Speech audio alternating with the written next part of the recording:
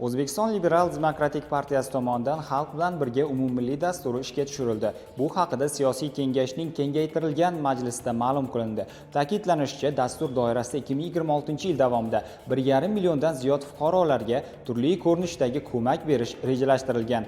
Loyiha doirasida aholi bilan ishlashning yangi mexanizmlari yo'lga qo'yilishi aytilmoqda. Jumladan, Yurakka yo'l aksiyasi orqali uyma-uy yurib, 1 milliondan ortiq xonadonning holati o'rganiladi.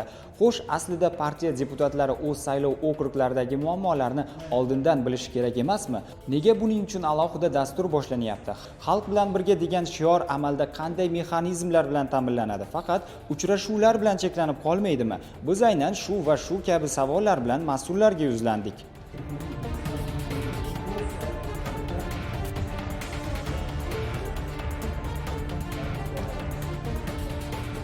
Har doim hamma muammolarni deputatlarimiz eshitish imkoniyatiga ega bo'lishlari uchun biz sharoit qilib berishimiz kerak va bu sharoit eshitish bilan uni hal qilish o'rtasida farq borda. Ma'lum bir platforma, ma'lum bir jarayonda mana shu eshitilgan muammolarni hal qilish uchun katta kuch, imkoniyat kerak. Partiyamiz shunday bir ko'pgina resurslarni ishga solib amalga oshirayotgan ishi bu aynan deputatlarimizni endi bundan ham bir faolroq bo'lishga. Nafaqat deputatlarimiz, balki bu dasturning mohiyati faqatgina deputatlarimiz emas, balki bizni elektoratimiz bo'lgan tadbirkorlarimiz, ishbilarmonlarimizni ham mana shu muhtoj oilalarga ko'mak berishiga jalb qilish. Chunki bizning asosiy elektoratimiz tadbirkorlar va ishbilarmonlar harakatimiz va mana shu yo'nalishda biz ularni kengroq jalb qilishga harakat qilamiz. Partiya rahbarining ma'lum qilishicha, dasturga 50 mingdan ortiq tadbirkor jalb etiladi. Shuningdek, loyiha doirasida 1,5 milliondan ziyod fuqaroga turli ko'rinishdagi yordam taqdim etiladi.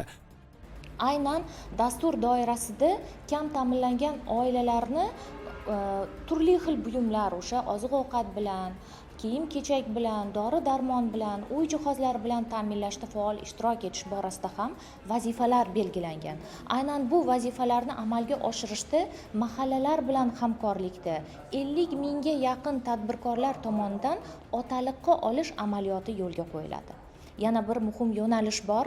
Bu albatta partiyamiz yoshlar ta'limiga investitsiya kiritishda ham bir faol bir maqsad va vazifalarni o'z oldiga qo'yyapti. Xususan, kam ta'minlangan oilalarni oliy ta'limda o'qiyotgan farzandlari uchun O'zlidep stipendiyasini joriy qilish. Bolalar uyiga kitoblar, texnikalar yetkazib berish bo'yicha vazifalar rejalashtirilgan. Albatta, aholi salomatligi ham biz uchun juda ham muhim hisoblanadi. Shu boisdan ham muntazam tibbiy ko'riklar, shifokorlarni sayyor qabullarni o'tkazish asosida mana shu kam ta'minlangan oilalarni salomatligini saqlash borasida ham hamkorlik qilish maqsadimiz bor. Va yana bir muhim yo'nalish bu albatta nogironlar va yoshlarimizni ish bilan ta'minlash masalasi. Aynan bu borada bugun juda katta bir ko'lamni o'zida mujassam etgan ishga marhamat monomarkazlari orqali yoshlarimizni kasbga o'qitish, ularni qayta tayyorlash borasida innovatsion tizimlarni tashkil etish borasida ham albatta ezgu maqsadlarni o'zimizni oldimizga maqsad qilib qo'ydik. Majlisda dastur ijrosini ta'minlashda jamoatchilik va parlament nazoratini kuchaytirish masalalari ham muhokama qilindi.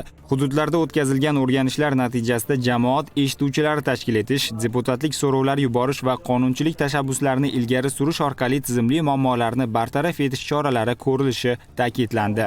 Prezidentimiz yaqinda o'tkazgan videoselektor yig'ilishida xalq murojaatlari bilan ishlash tizimida qator kamchiliklar, muammolar borligi, hududlarda ayrim o'sha sohalarda yetarli e'tibor berilmayotganligi bir tanqidiy ruhda muhokama qildi va aniq topshiriqlar berildi. Bundan buyon o'sha tizimli har bir soha bo'yicha aholi bilan to'g'ridan-to'g'ri sayyor qabullarni o'tkazgan holda demak ishlash masalasi mana shu prezidentimiz tomonidan topshiriq berildi. Aynan shuning uchun ham mana shu biz bugun boshlayotgan xalq bilan birga dasturimiz mana shu deputatlarni doimiy ravishda aholi bilan, saylovchilar bilan yaqindan bir muhokamalarni o'tkazishga, ularni murojaatlari bilan ishlashga bir tizimli yondashish imkoniyatini beradi va eng asosiysi deputatlarni xalq bilan yanada yaqinlashtiradi va saylovchilarning muammolarini tizimli ravishda butun respublika bo'yicha qaysi hududda, qaysi sohada qanday muammolar bo'layapti va ularni qanday yechimlarni